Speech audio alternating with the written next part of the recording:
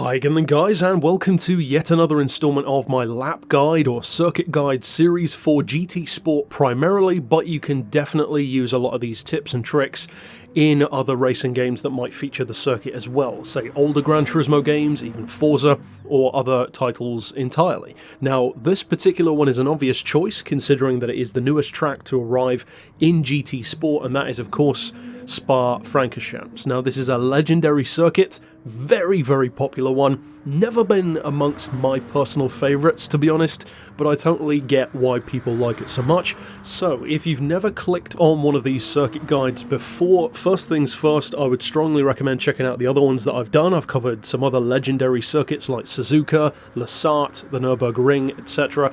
And as far as this circuit's history goes, the stuff that you need to know is that it's located in Belgium. There are 19 turns, it's 7 kilometers long, which is 4.35 miles, so it's a moderate length circuit, certainly nowhere near Le Mans or the Nürburgring, but longer than a number of other tracks that are in Gran Turismo, both real and fictional.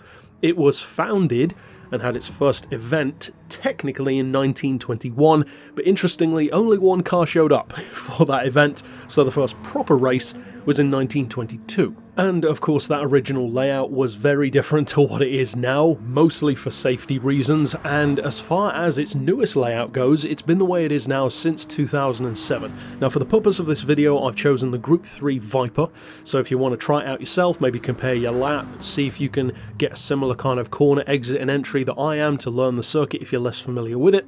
As far as tuning goes, if you do want to compare that, we've got hard tyres, I'm using an auto gearbox because I'm lazy like that, and as far as tuning goes, no power or weight change at all, no gearbox tuning, I've only made some minor adjustments to the suspension and the diff, and that's it, with full downforce. So if you want to compare it, those are the settings that you need. So, of course, let's get into the actual lap breakdown, and once I've done the corner by corner breakdown incidentally, I will replay the same lap again but without any breaks so you can see my full flow. First of all then, as we go past the start finish line, you have of course corner number 1, which is the tightest hairpin on the circuit, and this is crucial for the beginning of a race because you've got so many cars leaving that start finish line which can easily bunch up in the first corner. So if anything, I would actually recommend hanging back. As far as when you're coming into the corner on your own, well, as you can see, I got right over to the left, slow down almost as soon as you get that warning indicator on the dash, but you could give it maybe half a second to a second later, depending on your skill level, comfort level with the car, and the car's brake power. Then, of course, as you exit that hairpin, you have the slight right-hand curve leading into the most famous three-corner section of the track, kind of like Spa's equivalent of the corkscrew on Laguna Seca, and that is Eau Rouge, which is corners 2, 3, and 4. In a slower car, you could take it flat out. In a Formula car, you could not use your brakes. Most of the time, saying anything from a GT car to a supercar, you'll maybe want to tap the brakes, use them somewhere on corner 3, for instance, so midway through, but you want to keep the car nice and over to the left, which seems counterintuitive. Usually you'd go the opposite side to a corner, but you want to be on the left for that first left because it's more important to position yourself for the centre of Eau Rouge. If you get that third corner, which is that slight curve to the right, correct, then the fourth one, which is the exit, will be much easier. So my biggest piece of advice for this particular section is don't push it too hard. If anything, maybe back off a little bit, because even if you go a little bit slower, chances are you won't lose that much time. But if you get it wrong, you'll run way too wide, maybe get a penalty, all kinds of bad stuff can happen. That then of course brings us on to the straight section, the Kemmel Straight, the longest straight of the track. You can get up to easily 200 miles an hour in something like a prototype, up around 170, 180 in a GT, but then you are coming into corners 5, 6 and 7, which is a right, a left and then a right again, all pretty much 90-degree corners or close enough in practice. For this one, you want to make sure you brake nice and early, and it's fairly simple. You do exactly what you think you should do. Stay over on the left, get in as tight to the right on that 5th corner as you can, keep it nice and slow, don't try and floor it through corner 6, which is the left, and again, nice and smooth through 7, but open it up maybe a little bit earlier than you might think, because on the exit of that last right, you've got quite a lot of rumble strip to work with. This next corner is probably my least liked of the entire track. It's corner 8, which is kind of a compound corner to some degree. It's technically just a long hairpin, but it feels more like 2 corners in one. Because with this one, it's so easy to have an itchy trigger finger or an itchy throttle foot, if you will, and give it the power, give it the beans too early, and run way too wide. Don't let that happen. Don't let the car run away with you. Keep it under control. It will feel slow sometimes going around this corner, but wait maybe a second later than you feel like you should, then give it the power, because again, you've immediately got a left-hand turn coming up again, so it's not like you can build up a huge amount of speed anyway, and the exit of corner 8 gives you much better positioning for corner 9. Once you've exited corner 9, you've got another relatively short straight. You can get up to a decent speed, but again, this is a corner which is very deceptive and it's easy to catch people out, especially in, for instance, a busy, claustrophobic online lobby where you've all got GT cars piled up against each other. And this is a corner where you need to be wary of bad drivers, because people can easily bump you out and send you off the track. Thankfully, it's not a massive sand trap, because that would be pretty awful if it was. You've got a huge runoff, but at the same time, try to avoid it if you can, because you'll waste so much time. This is, of course, corner 11 and 10, technically, which again is just a huge left-hander. Try to treat this corner like 1, even though it's 2. So try and get nice and close in on the entry, on the left, swing all the way out to the right, then swing back into the left. And for this corner, I would say the biggest crucial thing is throttle control. If you give it too much throttle, you will run too wide.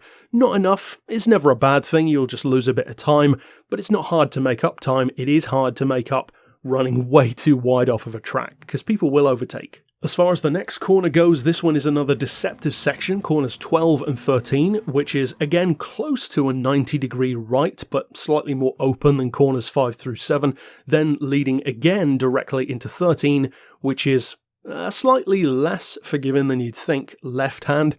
So again, do the obvious thing, slow down, keep it nice and wide, cut in as close as you can to that curb, because again, you need a straight line through to 13, that quick, sharper than it looks left.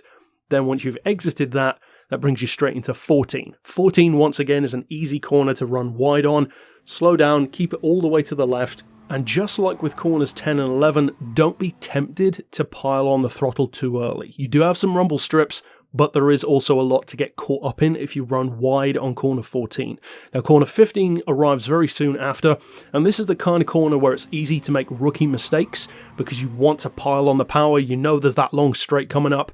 But again, don't put on too much power because you'll run too wide. Allow the car maybe half a second more than you think you need, then give it the beans. And then you've got that nice long curve to the right, which leads into a little kink in the left, and then into a much more substantial kink left, which is corner 17. You could treat it as one long corner, but really it's that crux of corner 17 where you'll often see people just run way too wide and once again go off the track. Thankfully, there aren't too many sand traps on Spa, so if you do run wide, it's not too difficult to get back again, but you'll be kicking yourself because it's, again, rookie mistakes. Even though it doesn't matter how long or how much experience you have with the track, you can easily still make them. Then, of course, that comes up to the final corner, corner number 19, which is the second tightest corner on the track, you could say, because it's a right and then a left. Again, it's a popular overtaking point, but be careful with that, because you could try to cut across someone, and then they could kind of bash into you, send you more towards the pit lane, and you'll end up gaining no ground at all. So if anything, I would actually recommend holding back a little bit for corner 19, at least the exit, that first little right-hander. And much more crucial to this one is the exit of the left hand than the entry to the right. And the most crucial piece of advice that I would give is brake early. You can easily brake way too late on that first right-hand entry, and if you mess that one up, it automatically fails the next corner as well because you're trying to correct it. And that is my breakdown of Spa. Now, as I said, I will run through the entire lap again. This is the same footage but without all of the brakes so that you can see the flow a little bit better. Now, as far as my tips and tricks would go for this particular circuit, dealing first of all with bad drivers, as I already touched on, one of the best things about Spa is that you've got a lot of runoff. There are very few corners where if you go off, you're going to be stuck in grass or sand. Most of them, you're still on tarmac to some degree, which is pretty good because it means even if someone bumps or shunts you off the track, you're not going to lose crazy amounts of time as long as you get it under control, back on the racing line. Plus, it's the kind of track where, in a similar way to the Nordschleife, it kind of has its own way of weeding people out. People who aren't as good, people who just rely on bashing into others to win, don't tend to go on Spa that much, because it's not really a track that's conducive to that. It doesn't really forgive those people either, because if you try to bash someone out, chances are you'll probably go off the track with them. However, if you do find yourself for any reason in a lobby with somebody who does like to get a bit touchy-feely and try to bounce you off the track, again, don't be afraid to brake check them a little bit earlier, slow down and let them fly straight past you off the track, or, as I said, make use of those extra tarmac sections. There's nothing wrong with that as long as it doesn't give you a penalty, and Eau Rouge is pretty much the only place where you will get a penalty, because of course the other ones don't add time, so they tend to just be a waste of time rather than penalty inducing, because at the end of the day you're not actually cutting any corners. As far as endurance goes and tuning your car, what kind of stuff you need to watch out for, well, of course it's a very high speed track.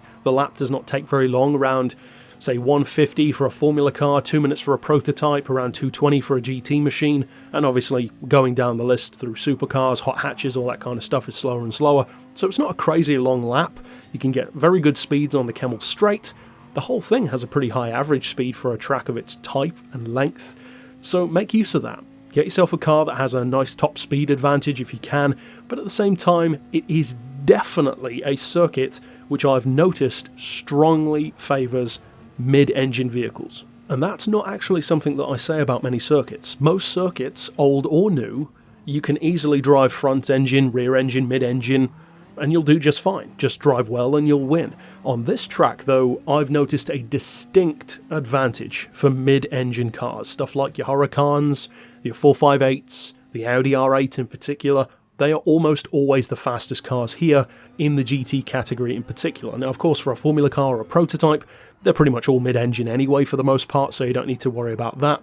If, however, you're racing here in a GT-style machine, like a GT3 car, I would urge you to go mid-engine, because you will have an advantage. And part of that is due to the flowing corner type, which again, it's easier to shift the momentum of a mid-engine car than it is a front engine, where you've got so much more weight over that front end. Even if not literally speaking, you know what I mean. In terms of the handling, you can feel the engine being over the front in something like what I'm driving, for instance, the Viper or a Mercedes AMG GT3, that kind of stuff. You will feel the difference, and it will affect your pace. As far as endurance racing tips go, well, of course, fuel conservation and control and decision making when you pit is always going to be crucial. So I can't really tell you when you should pit. It depends on the car, depends on your driving, depends on what your overall plan for the event is.